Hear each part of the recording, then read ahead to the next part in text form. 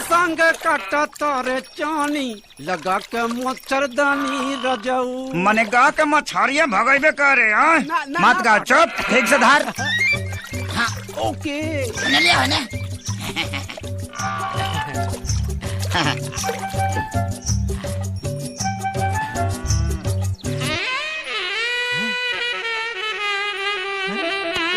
एकर पीसते ही खाइए।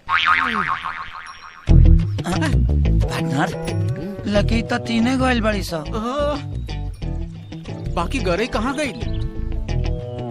पार्टनर लागत है कि सारा गरई चरंगा बिल धले ले बड़ी सा। अच्छा हाँ आपका कहीं आप कौनो कला दिखावे के परी। अच्छा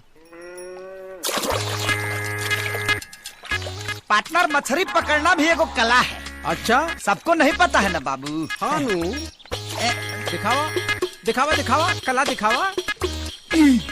पार्टनर हाँ यस ये देखा बाबू अडी रंडी आदमी नहीं है हम।